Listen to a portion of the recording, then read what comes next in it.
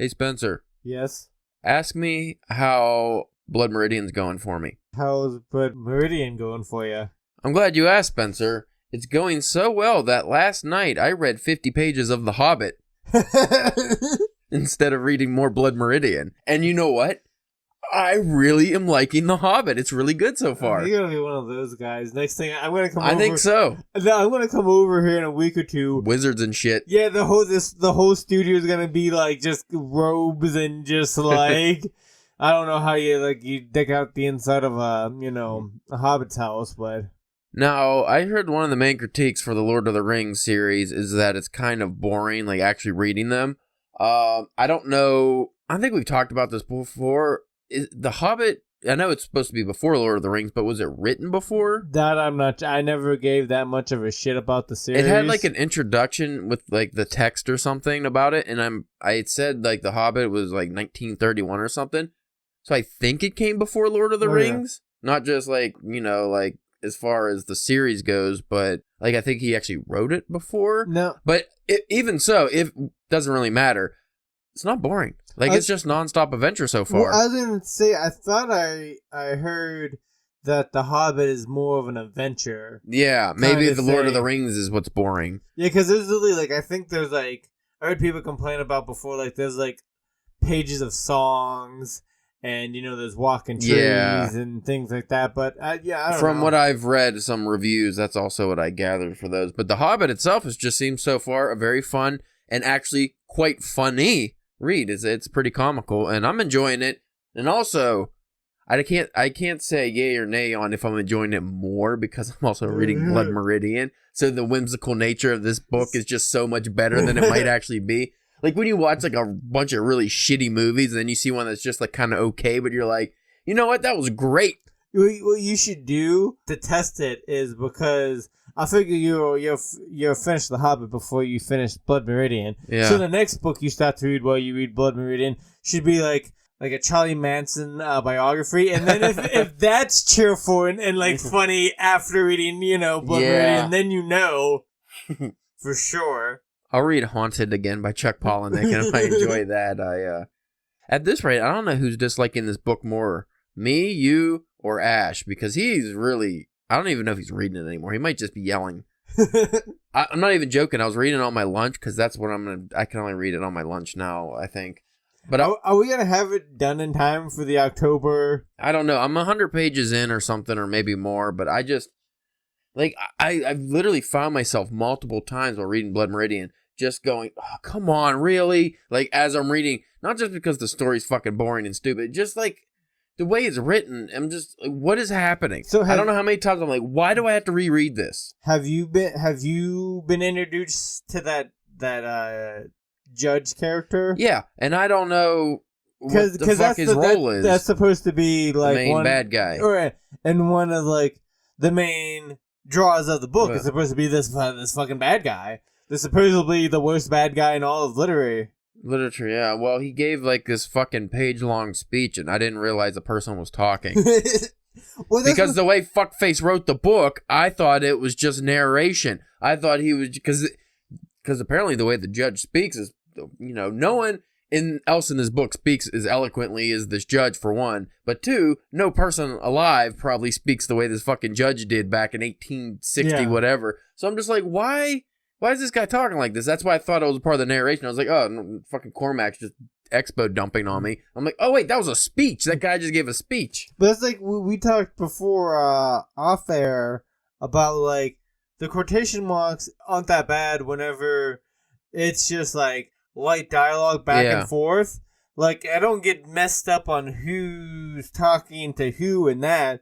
But like we were saying, like sometimes you're in the middle of a paragraph describing something, but He'll then just throw it in. But sometimes you have to throw in that dialogue tag of whatever, and but still continue on in that paragraph. But when you don't have those quotation marks, you don't know if like who's saying that, if somebody's saying that. Well, somebody in our classic lit group, when I was complaining about it, they posted a picture of some book they're reading, just like a page. And because they never read Blood Meridian, they're like, is it like this? And I was reading the page, And I don't know what story they were reading. I never heard of it before, but it was like a huge block of text, like just a whole page, like a paragraph. And it was multiple people and the narration and the well, here's the thing though, it's weird. And like the descriptions and like everything was just in this one block. So it would be like one person speaking and then another person speaking and then there's narration and it's all involved in the same thing. But the way they broke, no quotations, but the way it was written, you actually understood everything. It flowed like a conversation. Like how me and you were just in here talking without like they still have like some, dialogue tags and stuff. It was just done in a way where you can understand it. And I'm like, why couldn't Cormac McCarthy do that? Because his is not as nearly as complicated as that was. Yeah, he's like, as we were saying before, he's a very simplistic storyteller, kind of. Most of this book seems to be him just fucking describing the setting in the desert. I think he just liked the Old West. Does he? Or does he hate the Old West? And he just wants to write... What was that? I sent you the Stephen King video. What? Lonesome Doves. That's one of the books I looked up. He said he really liked it, or it's like his favorite book, or one he can read all the time. Or I forget which one it was, but I looked it up, and that won the Pulitzer for literature. I forget when, but it's a Western. Yeah. It's like one of the best Westerns of all time, so that might be something if we actually want to read a real Western. This is supposed to be... Blood Meridian is supposed to be the anti-Western. And see, like, because I told you whenever I was trying to look up things today on one of my breaks about Blood Meridian, so, like, when I finally do get done, I have some videos keyed up to maybe try to tell me what actually happened in the story. Yeah. And I came across a trailer for it, and it was supposed to say, and it was saying, Cormac McCarthy at the end off the best Western ever, like, written. And I was like, I don't know about that. Like, this is clearly not a Western, at least so far. It's set in like kind of Wild West. Like everything should be Western, but the story itself is not Western. And like nobody has names. It's the kid. It's Sarge or Captain. They had Toadvine. Was that a guy's name? Is that a name, though? I don't know. That's another one. I didn't realize Toadvine... Like, there's a couple characters. I can't tell if they're different characters or if it's just a different name for the same character. I'm, like, confused. Because for a while, I thought Toadvine was the judge, but then I realized it's not the judge because the judge is called the judge. It's like, okay. Makes sense. But then, like, somebody else was talking, and it was, like, a dialogue back and forth between Toadvine and some other guy. And I was just, is Toadvine talking to himself? Who's this? I thought this other guy was Toadvine. Who the fuck is Toadvine? He doesn't have ears. I know that. So is it Toadvine or Toadvine? Like a frog or like you're on your foot? I thought it was like Toad, like Toad. Wait, I don't. Again, that's just kind of how confusing it is. I don't remember coming across that guy yet. Oh, you did already, because that's the one. That's the guy he fought in the mud. Oh, again, okay. So muddled that you're just like, what? Yeah, that's who he fought in the mud. Okay. But then he just, like, the guy's not involved anymore, but then all of a sudden he's back involved. And really? And I have no idea how that happened. Yeah, because that guy's like a big, like, hunking brute kind of guy, isn't he? Yeah, with no ears. Oh, yeah, I think you do. I do remember something about that now, but... his name's Toadvine. He's pretty freaky looking from these pictures. He almost looks like Charlie Manson. I don't like his story. I don't like this book. I don't like why, like, honestly, and I know you won't like this, the only things I've been liking are the Spanish parts. I'm just looking forward to this so I can just flip through them. I mean, you can just use the Google Translate picture thing on your phone. Like, really? Yeah, if you have the Translate app, you just has the camera button, you just hit it and hold it up to your phone, and it just immediately, it changes the text, so you just look at it, and it just looks like you're reading normal English. Because I had to do that a couple of times because, like I said, I didn't think Cormac McCarthy was using Spanish correctly, or if it was just supposed to be like slang, because I wouldn't know slang Spanish. Like, I'd be very grammatically correct Spanish, or, any of the Spanish You'd be very white guy Spanish. Yeah, I'm very school fucking Spanish, so, even if it's just like a natural way Spanish people speak, reading that, I don't know the difference. Like, I would be like, this looks wrong to me. But... I had to use it for a couple of those things just to make sure, like, because some of the word choices he was using, I was like, that doesn't mean what I think it means, and it does. Turns out it has multiple meanings, which again we wouldn't know because we're fucking dumb Yanks, dirty gringos, if you will. But anyway, I want to end this on an idea Ash gave me, which I think is a fantastic idea, because he listened to the last episode. I would imagine the title, Caleb Botches Scary Stories or yeah, whatever. probably caught his attention, I'd imagine. He really enjoyed it, how angry I was getting. And at one point, I think you suggested that if I mispronounce a word or one I can't read, to bring it up to Google Translate and just hold it up to the thing. Or like how they do the pronunciation on Google. Yeah. He said if we come across any words like that, we should just send it to him and he'll do the pronunciation in either Nigel Thornberry or Alex Jones' voice, and then I could just splice it in. Oh, God, yes. I thought that was a great idea. So anyway, stick around, folks. We will come up with an idea during this hiatus, which only actually lasts 30 seconds. But for us, it could be infinity. You don't know. Hell of a cold open. It's a cold open about an episode that we'll be having later. Super cold.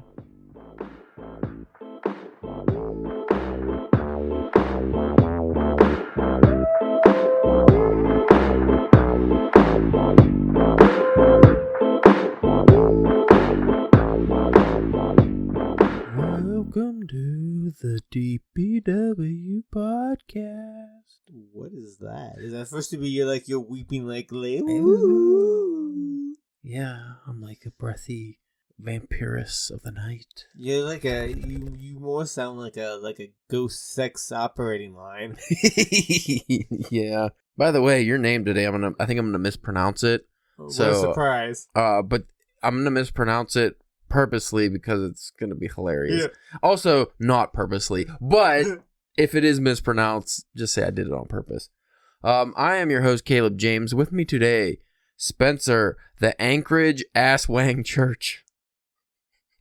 An Asswang is a shape-shifting evil entity, part vampire, ghoul witch that preys on pregnant women and young children, by the way. That's mean. It's cool. It's cool? It's A.S. Wang. So it could be Aswang probably, but Asswang. Yeah. That's clearly what I'm going to go with. You're an Asswanger. From Anchorage. And I just said Anchorage. One, because it landed on the board, but two, because, the 30 days, 30 nights? 30 days and nights? Yeah, whatever the fuck. The vampire shit. What's that? You mentioned monsters, and your name was a monster today? What? What are we talking about? Maybe we should talk about monsters. The Monster Mash. They were doing the mash. The Monster Mash. Wasn't there like a growl or something in there? If I could sing like that guy that does that, because I watched that video of him live doing it many times. That's what that's from. Is like the live version. That's just how that guy sounded, and he looked like he sounded. It was great. And I just imagine like a short, stocky squirrel fellow. Yeah, we'll watch that after this. If I sounded like that, I would always sound like that. I would never use a real voice. I'd be like Gilbert Gottfried. I would never use my real voice. I would always just sound like that. It was a Macho Man. Yeah. Macho Man, I think, actually talked like that, though. Did you ever hear Gilbert Gottfried when he's not doing that voice? I forget what it was like on a late show or something. They played a voice recording. It was like he left somebody a voicemail, and he was just hey, it's Gilbert. How are you? He literally didn't sound anything like that. Because even when he does talk shows like Howard Stern or whatever. Yeah, he's on. Yeah, but even when you think he's not on, and you're just like, oh, that's like his normal voice, and it just sounds a little like that, that's not his normal voice either. He sounded like a debonair dude. Yeah. Like, he was very suave sounding compared to, that guy. So imagine having to fucking talk like that, though. Ugh. It's just your throat. Yeah. No wonder he's always making that face. Let's get back to what we were talking about. Now, are we going the mythical monster route, or are we talking about crafting our own monster, or what makes a good monster? We'll start with what makes a good monster. Yeah. Folks, we're winging this, because we're flapping vampires of the night. What I think makes a good monster, did we talk about this before? I mean, I'm sure we brought up some part of the topic before. I feel like we did a monster episode. Well, we'll do it again. It's probably if we did, it was back in the bad days, the dark days. What I think makes a good monster isn't just the appearance; it's more of what you don't see. That's what always is scary about monsters, like vampires. Why are vampires so scary? Because you don't like Dracula, for instance. You didn't really see Dracula. He was, you knew, like when he was feeding on, I forget the fucking lady's name. When he was feeding on the women, like it was always just like this mist. Yeah. And then you knew what it was. You knew who Dracula was. You knew what was happening for the most part, unless you read it back then. You didn't, but modern reader knows what Dracula is, but you don't actually see Dracula. No. You know the menace. And when you do, it's like small things like him like crawling out of his window down the side of the building. Yeah. Just like well, he's like the prototype of the classic monster in that you see him in pieces, in parts, like it's a slow buildup. If you think of any classic monster movie, you don't just see the monster right away. No. That's the big climax, is the, reveal of this terrible monster, especially if it's something you haven't seen before. So what you have is pieces throughout the movie or the book that allude or slightly show the monster, maybe in the shadows, maybe a part of its face, maybe a hoof or something. Yeah, because it's always the kind of better let the reader imagine it for themselves. Because a lot of times it's gonna be better than what you're trying to, put into their head. Yeah, if you do the reveal, immediately, chances are they're gonna be like, that's cool and all, but there's no imagination. It's not gonna be scary. It's not gonna be as scary after that. That's why any franchise after the initial, think of the Nightmare on Elm Street or Friday the 13th. After the initial reveal of the bad guy, future installments rely more on like the jump scares, the atmosphere, maybe different things like that. You can't use the character itself as the scary. Acts. Yeah, you can't just use the character as it's as what's gonna scare the audience because they know the character now. They can be scared of the character. You can be scared of Freddy Krueger, but as far as, the reveal of when's he going to come out, you already know him, so it's not like his appearance is going to frighten you anymore. It's just anything, everything else that comes. Another thing I think makes a really good monster is the aspect of being deeper than just the idea of, like, the physical harm it can cause you or, it just being like a menacing monster, like going back to Dracula. What was so scary about Dracula? It wasn't just that he can kill you, it's that he's feeding on your loved ones. Yeah. He's slowly killing you. Or turning you. Frankenstein's monster. Why was Frankenstein's monster scary? It wasn't just because he was a big hulking zombie monster. Like, yeah, that's scary. But what's scary about him is, for one, it alludes to what's going to await us all, death. Two, it's what happens after death, because we don't know, well, what if there's nothing, or what if there is something, and what if it's, you can be brought back from that something that you can be brought back from the unknown, and now you're just, you could be this fucking evil monster. Well, what I always thought was an interesting concept, or like an aspect of Frankenstein, and like I haven't got around to reading the actual novel yet, because you've raved so much about it and stuff.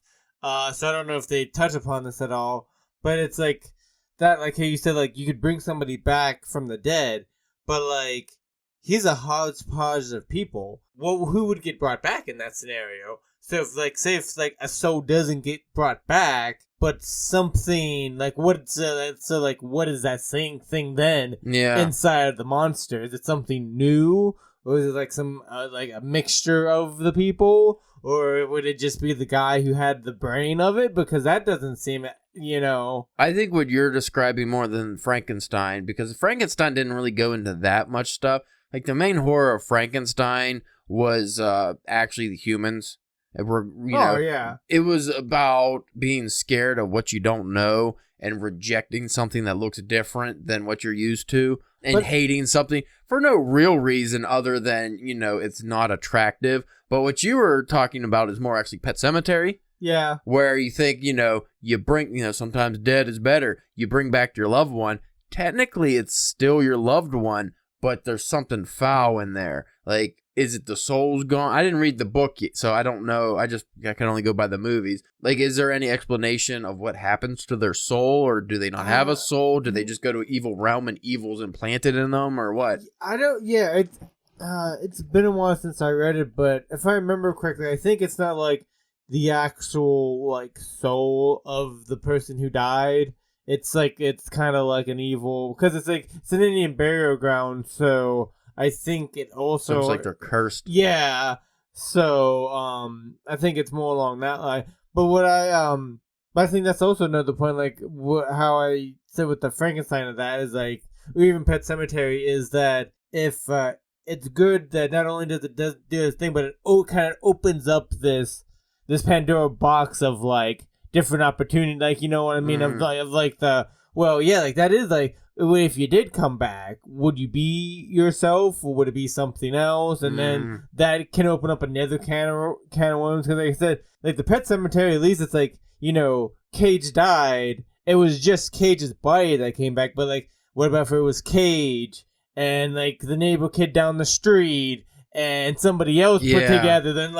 Then that's a whole nother like weird thing, is it? Like, you know, that's like the Reanimator or something like that. Like, yeah, you get this weird hodgepodge of character, you know, people put together, and you know, if there are souls that are in your body, would they be combined? You know, who's fighting for what?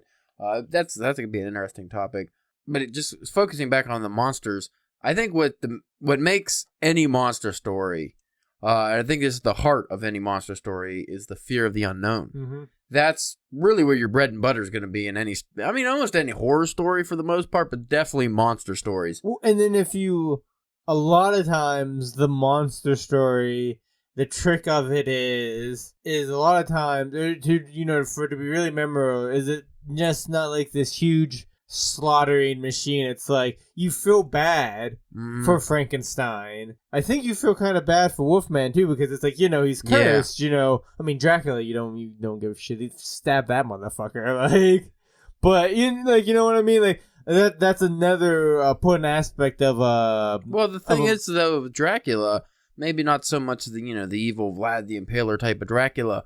But if you think of any other vampire, especially ones that didn't choose to be vampires. Yeah, they got turned against their wills or whatever, so they're forced to live that way. Let's scale it up. Do you think it's harder to create a good monster story when all of a sudden your monsters are bigger, when you're starting to deal with kaijus and Godzillas and, you know, even like the Blob or things like that? Like, you know, things that are, one, probably ridiculous. Like if you're writing a story about a giant lizard attacking Tokyo, how are you gonna make that scary, you know? And for the, you know, Godzilla wasn't a horror movie, but it could have been. Oh, it could have been, but like we both H.P. Lovecraft fans, you think of like the ancient ones. Fans might be a little bit of a hard term, but I get what you're saying. You like the representation of H.P. Lovecraft in modern fiction, is what I'm saying. Yeah. You like, you know, Cthulhu monsters and stuff and kaijus and things that are based on the ancient ones, even though you might not like the original. Yeah, it's weird because it's like the original stuff that he did. You like the mythology he's created. Yeah, but not so much his actual work. Yeah, I mean, because again, it's the as they call back to the cold open, it's just difficult sometimes to get there for completely different reasons. If you like Tolkien, you like, you know, fantasy and stuff, you might not actually like the original Lord of the Rings, but you like all the things that he created that came into future works. Because that's basically the basis of most modern fantasy. Is like the Bible of know, of what fantasy is now. That was the main thing I learned when reading H.P. Lovecraft's collection, is that it's not necessarily the original work that you enjoy. It's the, you know, what came from it. Sometimes the initial seeds are not that glamorous, but, you know, the blooming tree afterward is what's really beautiful. But anyway, when you scale things up and you have like some giant monsters and stuff, how do you go about making those scary? Because I'm thinking of like Pauly Cooley's The Black. See, I immediately went to like The Mist. Okay, I didn't see that. So, but that was like Cthulhu type monsters in The Mist, right? Yeah. You never watched The Mist? No, but we've had this conversation. But that's more along the lines of like the unknown again, because you don't really see the creatures, right? You see like tentacles, but you never see the whole. It's not like even like Cloverfield. I didn't see that one either. I don't actually like big monster movies, but Cloverfield was like one where it's like you never saw the whole thing until maybe the end. Yeah. Even so, I think it's very hard to write like big monster characters that are actually scary. Why H.P. Lovecraft's monsters like Cthulhu and stuff, who are these giant, huge things, why they're so scary is because you never really see them too much. They're always just alluded to.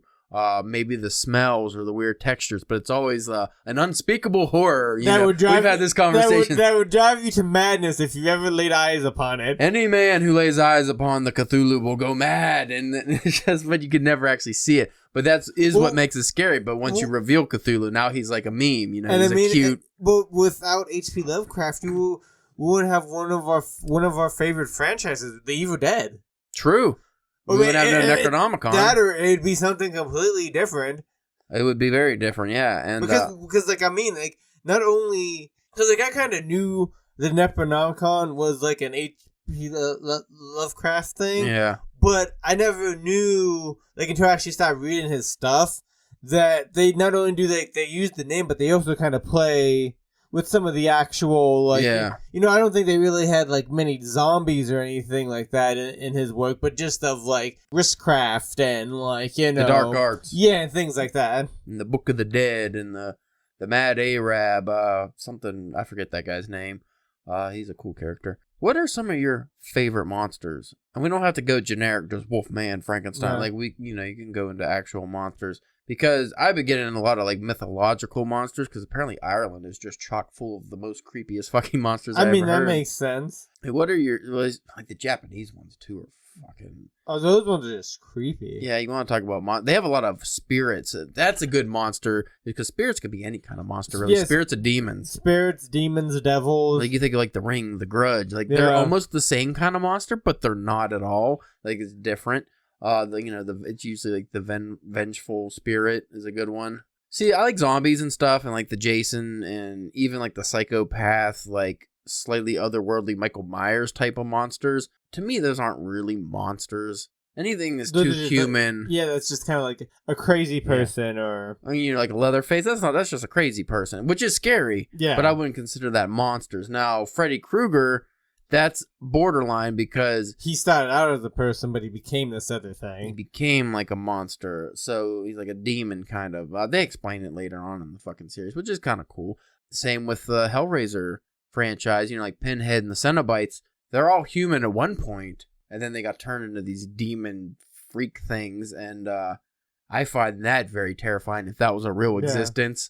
If you had to go into that kind of world. And you know what, folks? If you haven't read Stephen King's Revival, I'm going to spoil the ending for you. I already talked about this previously, but not the ending. So if you don't want to hear the ending, I would say tune out for the next 5 minutes or so. The end of Revival, Jamie, the main character, gets to peek into what's on the other side of life, of the other side of existence. And this just this bleak H.P. Lovecraft world with this impossible geometry of these ruined city that just goes skyward into a black dead sky where there's some kind of ancient ones that are watching over these giant ant monsters that just have an endless supply and an endless line of naked humans who have died and are just stuck marching and being tortured by these fucking ant monsters, which the ant monsters are ruled by the crazy ancient ones. And it's very fucking terrifying. Yeah. But I think what works so well with those kind of monsters is, other than the ants, like the ancient ones aren't described. Yeah. H.P. Lovecraft style. They're not. You don't see them. You get alluded to. You kind of see a little bit, but you don't actually get to witness that horror. Yeah. And it was just what it was great about it is he just had a peek into this. He didn't get stuck there. And like the cool thing about that, and I don't think like they don't do that in this book, but like like in a story like that. And then the also fun part is it's like, but is that actually what he saw? Was that real? Yeah. Like, you know what I mean? Like that's always a cool thing to to play with too.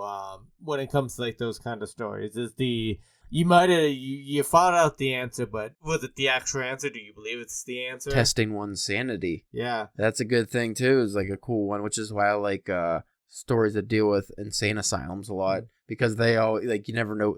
You have the unreliable narrator, and you never know what's real. That's what I like. Is you go fear of the unknown, but what's cool about those is even when it becomes known, it might still not be real. So you're saying you really like Shutter Island? I never read Shutter Island. Was it a book? Yeah. Oh. Are you talking about the movie? Yeah, I was talking about the movie. I never watched the movie. You're not. That one I won't give you too much shit about. All right. I did finally watch Inception not that long ago. Oh, yeah? It was fucking nuts. I liked it, but it was nuts. Yeah, I don't know. I don't know what I would go with. Like, I think if I would go, like, favorite, it'd probably have to be closer to something to the generic. Like, I always thought, like, the Wolfman was so much untapped potential. Mm-hmm. Especially recently, because, the vampires had a big comeback. Zombies had a big comeback. You want your Wolfman. Yeah, like you could do it, and you could do a decent Wolfman now, especially with like how the makeup and stuff is. Yeah. Not that Benicio del Toro. I feel like it's hard to do a good Wolfman story just because there's not that much to tell unless you change the canon of the Wolfman. Like if you change how it becomes the Wolfman or what the Wolfman actually is, because it's just, he tears people apart and stuff, and if he bites you, you could become a Wolfman, but that's the only two real things you have to play with. As far as I know.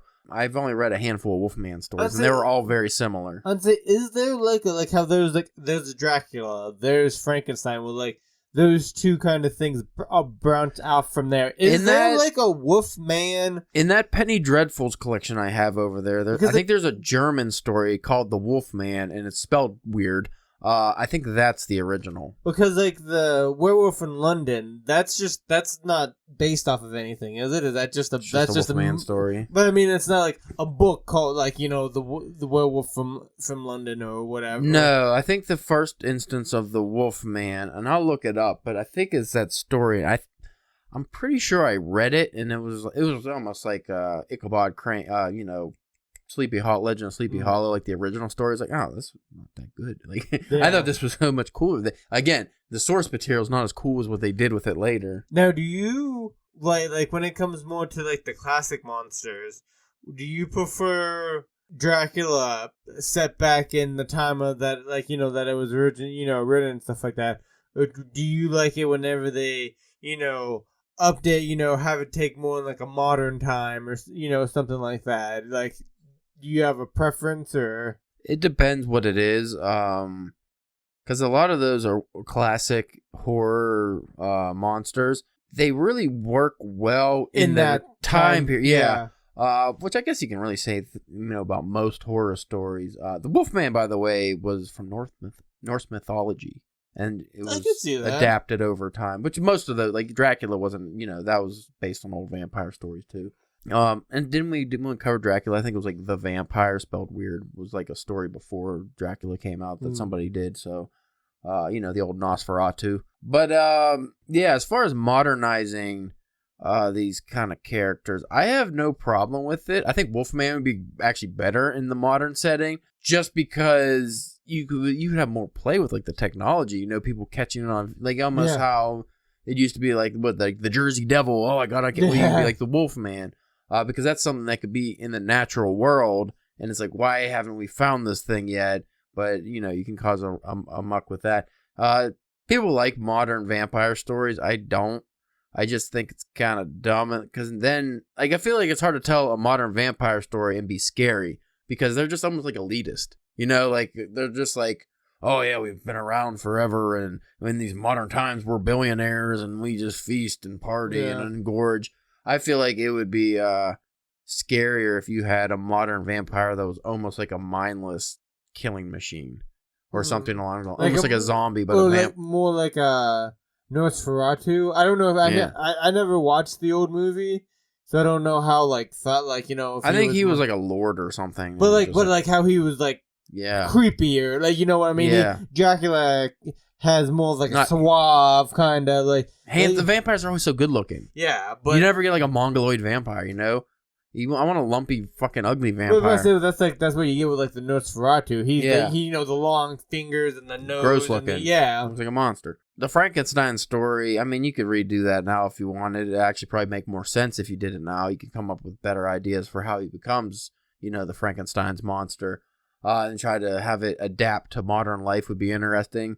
I would like to do a story where we were able to get, the brain or the consciousness of someone who lived a long time ago and bring them back into a mod. And Frankenstein monster doesn't even have to be in human form anymore. It can be an AI form. True. You could bring back somebody into, a robot or something. Cyborg Frankenstein. Cyborg Frankenstein. You could do a lot of cool shit with that. And this is going to touch upon what my personal favorite monsters are sea monsters. Yeah. One of the most classic kind of monsters.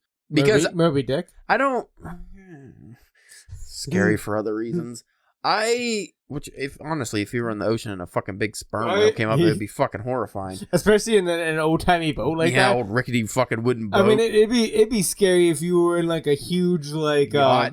yeah, well, Like one of those cruiser ships. I don't really have many fears in life. Like, I'm not scared of heights or closed spaces or drowning even or any fire. None of that stuff. But what does freak me out is the idea of just being dropped in like the middle of the ocean. Oh, yeah. And in the dark, even if you had a life jacket, like even if you're not worried about drowning, you're just going to be floating in the ocean at night. I'd be like, what the fuck is under me? Yeah. Like, it would be so terrifying. Just think of it. So that's where like sea monsters come into play which is great too, because like space aliens, they can be anything because we don't know what's down there. Yeah, we have no idea, yeah. And anytime we do find something new down there, it's hideous and horrifying. So I always love the idea, and there's so much space. It could be gigantic. You don't know. Yeah, because what's the saying is what we know more about outer space than we do at the bottom of the ocean. Yeah. That's weird. And what's really scary about sea monsters, like the ones that we do know, like even just like great white sharks and giant squid, they're all terrifying. Yeah. They're real and they're terrifying. And we think that they're gone, but we don't know that like they're the gone. megalodon shark. Like, yeah, that thing's dead. But what if it wasn't? What if we just thought it was dead, but then we find one, and then now it's a real thing that's alive today, and we're like, oh god, that's fucking terrifying. Like, anytime you just have some monster in the ocean, because there's many times, like the colossal squid, we're like, oh, yeah, that might have been like a real thing once. That's not around anymore. And then they found it, and they're like, oh, well, I think they only found dead ones, and they're horrifying. Yeah. No, they did catch one on camera. Yeah, and it was just like, because aren't there like suckers like the size of people's like heads? Yeah. Like, that stuff is terrifying. Can you imagine that thing just on your head, just onto your face? But the great thing about sea monster stories, you can always do them. So far, that's one of the things, like, modern era, if anything, has only made it better because now we have more ways of detecting, we create a story where you could detect some kind of sea monster, but that doesn't mean it's any less scary. Well, that's like, I watched AMC a couple years ago. They did, it was like a limited series, and it was based off of a book called The Terror. Mm-hmm. And it's kind of based on a true story. It was, I can't remember the actual date, but it was like probably like early like 1800s. It was early enough to where they were trying to find like new trade routes through, shipping and shit like that from like England to other places. And so they were trying to cut through like Alaska. And like, so one boat went missing. And so this other boat went to go find them. And like that boat also went gone. Ooh. And like, so like I said, it's based off like a true event that's something that did actually happen. Mm-hmm. But like, they never found anybody. So nobody actually knows. So like, the story was like, what happened to those guys? And so like, they were up there, they accidentally killed some Inuits. So like, they kind of got cursed by like these Inuits, and like, so like, it was like this, it looked like this creature thing, but also like but there would also be like polar bears, like actual things, and they just started like picking off everybody in these cruise ship one by one. And then also, if you don't have that getting you, people just start fucking cracking. What I mean? People just start going crazy, and it was really good. And then they did a second season, but it was like this weird. They had it like set in like I think like a Japanese internment camp, and it dealt with like ghosts or something. Like I didn't watch that season because it was something completely different. I just never got around to it. There's always like that kind of stuff too, because not only does the monster get you, but the monster just also might drive you crazy and make you get yourself. Again, back to the H.P. Lovecraft. Most of those monsters, it's not the monster that kills you. It's just drives you mad. We'll end on this. What is your favorite monster story that you have read? That's putting you on the spot, so I'll go first here. I can't just name one, but I'll go. I really like Dracula. Yeah, Dracula was good. I really like Paulie Cooley's The Black. Yeah. I'm looking forward to reading Colony by Benjamin Cross. Yeah, we haven't got to that, but I know there's a monster. I think that's a monster story. And it looks like it should be shaping up to be really good, so folks, check that book out. Or listen to our episode we did with Ben Cross, because just the way he was telling us about it sounded awesome. If it wasn't so goddamn girthy, I would get to it now, but I think I'm going to read that over the winter. I can't remember off the top of my head. Like, I guess you can consider, like, It a monster story. Yeah. That's a monster, and that's apparently one of the scariest ones ever made. I mean, I only seen the movies, and those were fucking, It itself was really fucking scary, so I could see that being a terrifying monster. Again, the unknown is like an alien, so...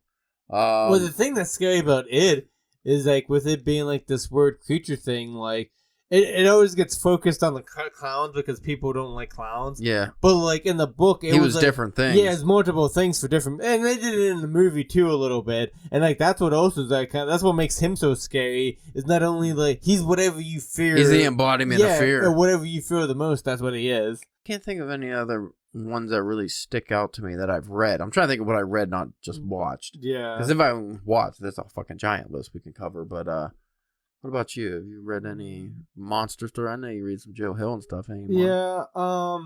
I mean, I don't know if it would count, but like in Horns, this guy kind of slowly gets turned into like into the devil, kind of like these horns are going out of his head, like, and he has these abilities. That's the problem with reading so many books. You forget.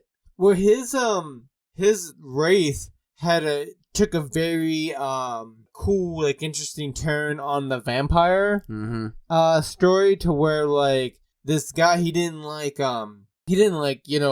suck your blood or nothing like that, but like he would get you in this car. He would literally like suck the life out of these children through them having them be in his car and drive them to the I forget the name of the land where it went to, but he used that to say useful. Like he was like a couple 100 years old because he was, he started to like take these kids in and just, slowly drain off of them and stuff. And that was pretty cool. If you're going that route, I would go with the like the energy vampires from Dr. Sleep. Something like that, yeah.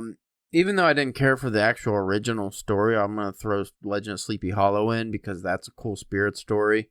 And the imagery in that story is cool. It was like a classic gothic tale. It wasn't very long. It was only like 5 pages or something. And there was another one.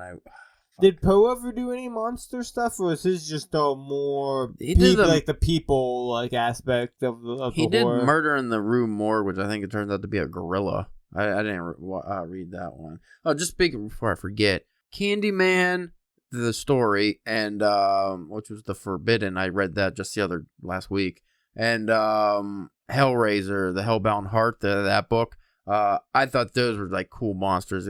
Clive Barker does monsters really well, obviously, because they always turn out cooler in the movies than they were in the original works. But he does a lot of really cool. He's very hit or miss though. Like his short stories are either like dog shit or really fucking creepy and cool.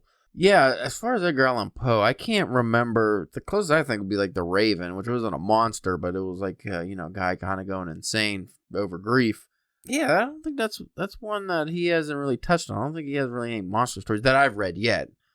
He has things that have like spirits and different things like that, but like a classic monster, I'm not sure. Where would you put Cujo at? Because he's not technically a monster. I think he's just a dog with rabbis. But like it's like super rabies almost. Like what dog do you know would be able to piss and acid and stuff? Yeah, like would be able to just repeatedly bang their head off this car, rocking it back and forth. Like that's almost like some other. I would put Cujo in the Stephen King was on cocaine. Yeah, it was just a shitty story. It wasn't a good idea. I didn't read the book, so maybe it's good, but I didn't. I mean, it's not great, but it's definitely better than the movie. But it was it's a fun read. Like you know what I mean? It's nothing to write home about, but I'll get you to read it eventually. Yeah, maybe in fucking 2098. Anyway, I don't think we got any more. See, next you keep on saying that, but before you know it, I'm gonna have you get I already got you through like a good like at least 5 or 6 Stephen King books now, right? So yeah, then I guess you'll just fucking be very well read on Japanese literature by then too. Slowly chipping away. For you folks who don't know, every time Spencer tells me I gotta read a book, I make him read a book. So he'll make me read a Stephen King book, and I'll make him read one of my books. Yeah, whatever it is. And that's where we're at now, where we just keep reading mostly weird stuff. But I mean, the Norm Macdonald book's not that. No, that wouldn't count that as a weird book. It's not. It's no Coin Locker Babies. It's weird, but it's a different kind of weird. Yeah, it's not. It's more of a quick, fun read. But anyway, if you folks got some monster stories you want to submit to Drunken Pen, you can go to the Drunken Pen website, drunkenpenwriting.com. We have a contact page on there, but you can just go to our guidelines. Just type in Halloween, and it should come up as, the Halloween submission guidelines. We're still accepting short stories, flash fiction, and poetry. We got a good bit coming in now, so now I'm going to have to be a little more particular in the vetting process. So really, you want to put your A game on. If you want to be in our prestigious publication, Also, or just slip us a 5 spot and you'll be fine. Yeah, if you want to just hit donate, we'll fucking slip you in. You might be on like a midnight publishing, but you know what? People read it. People have been really liking some of the stuff that's been published, which is awesome. You can go and follow us on the old Twitter at Drunk Pen Writing, Facebook and Instagram Drunken Pen Writing, and Spencer's OnlyFans this week is the Anchorage Asswang. ASWANG Asswang. You're getting a little creepy with these, aren't you? Well, tis the season. And since we were talking, I think the next episode we should do is about mythological creatures, and we'll actually come up with a list of the creepiest, scariest ones. Because, like I said, there's like some Irish ones, like one that's like a fucking half horse, half fucking demon ghost monster thing, and lives in the water, like all kinds of weird shit. So we'll do that next week. And America hasn't been around long enough to have like cool, creepy monsters yet. Who? America. We have a lot of Native American monsters. Yeah, but I mean, like the Wendigo and all that shit. Bigfoot. People really give a shit though. They should. They should. Cool. I got a Native American collection over there, and they got some awesome stuff in it. But do they though? Well, no, because fucking people in the United States are terrible. If you read American Gods, you fucking jerk, like I told you to, you would know that the United States is, as your favorite word, hodgepodge of all the mythological monsters from around the world. I do like hodgepodge. Yes, you do. And I'm going to go eat some succotash. Suffering succotash.